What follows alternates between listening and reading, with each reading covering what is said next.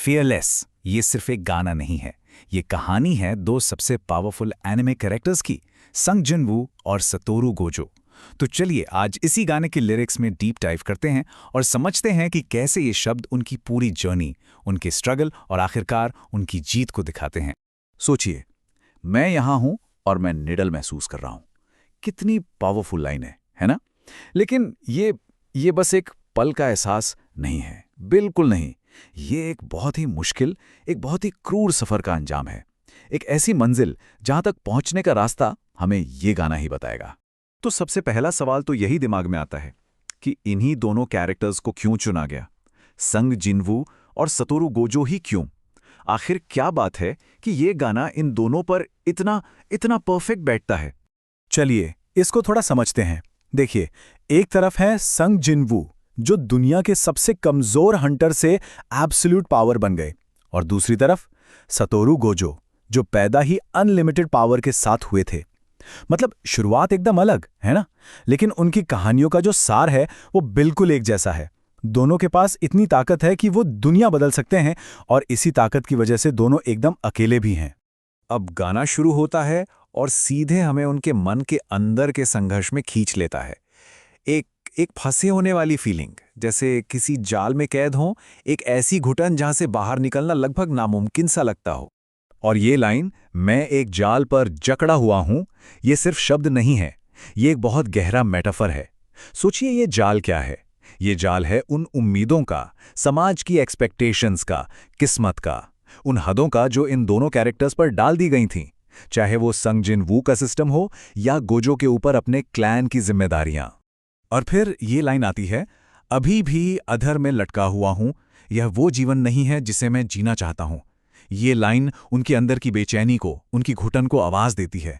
ये कोई मामूली शिकायत नहीं है, ये एक कड़वी सच्चाई का एहसास है कि उनका असली पोटेंशियल, उनकी अपनी ख्वाहिशें सब इस हकीकत के पिंजरे में बंद हैं। तो सवाल ये उठता है कि ये जाल आखिर है किस चीज का? क्या ये किस्मत का जाल है, या उनकी ड्यूटी का, या फिर कहीं ये उनकी अपनी ही बेहिसाब ताकत का जाल तो नहीं? वही ताकत जो उन्हें सबसे अलग, सबसे अकेला बनाती है। जब हम इन सवालों के बारे में सोचते हैं तो हमें समझ आता है कि उनकी ये कैद कितनी गहरी है। लेकिन हर कहानी में एक टर्निंग पॉइंट तो आता ही है, और यहां भी आता है। ये वो पल है जब वो अंदर की बेचैनी, वो असंतोष अब लड़ने के एक पक्के इरादे में बदल जाता है। बस बहुत हुआ विक्टिम बने रहना, अब एक्शन का टाइम है। और यहीं पर एक बहुत जरूरी बात सामने आती है। बदलाव का जो सबसे पहला कदम होता है ना, वो होता है ये मानना कि हाँ, प्रॉब्लम है। गाने का जो हीरो है वो ये समझ जाता है कि ये सिचुएशन उसके दिमाग पर, उसकी भावनाओं पर कितना बुरा असर डाल रही है, और वो इसे पहचानने के बाद ही इसे बदलने का फैसला करता है। और ये जो आज़ादी का रास्ता है वो हमें 3 सिंपल स्टेप्स में दिखाई देता है। सबसे पहला, जो दर्द महसूस किया उसे एक्सेप्ट करना कि हाँ, इसकी कीमत चुका दी है। दूसरा, अपने मन के अंदर चल रही तबाही को पहचानना। और तीसरा, सबसे ज़रूरी, ये फैसला करना कि अब बस बाहर निकलना है, आज़ादी देखनी है। और ये सारे स्टेप्स ये हमें गाने के सबसे सबसे पावरफुल मोमेंट की तरफ ले जाते हैं, ट्रांसफॉर्मेशन का क्लाइमैक्स, जहां आज़ाद होने का फैसला एक फाइनल कॉन्फ्रंटेशन में बदल जाता है। मैं ये सब लेना चाहता हूं, ऊंचा खड़ा होकर। ये सिर्फ एक लाइन नहीं, ये एक ऐलान है। अब बात सिर्फ जिंदा रहने की नहीं है, अब बात है कंट्रोल अपने हाथ में लेने की, अपने पूरे पोटेंशियल को गले लगाने की। ये वो पल है जब वो अपनी ताकत को पूरी तरह से, बिना किसी शक के, अपना लेते हैं। 100%, 100%। ये सिर्फ एक नंबर नहीं है, ये एक कमिटमेंट है, अपनी सच्चाई का सामना करने का कमिटमेंट, वो भी बिना किसी समझौते के। अच्छा हो, बुरा हो, जैसा भी हो, सब कुछ अपनाना। और फिर आता है वो क्लाइमैक्स। मैं आखिरकार निडर होकर इसका सामना कर रहा हूं, फियरलेस।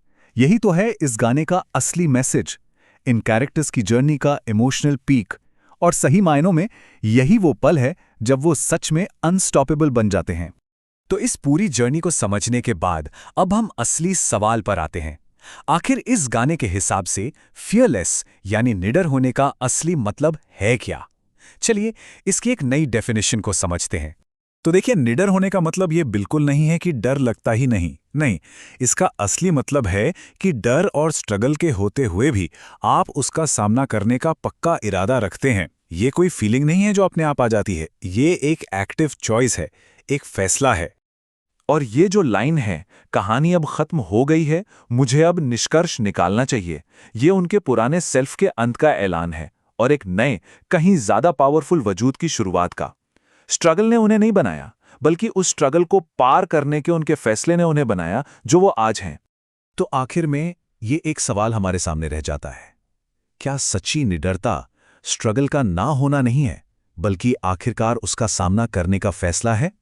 मेरे ख्याल से यही सवाल संग जिनवू और सतोरू गोजो दोनों की कहानियों के दिल में है, और यही फैसला उन्हें सही मायनों में फियरलेस बनाता है।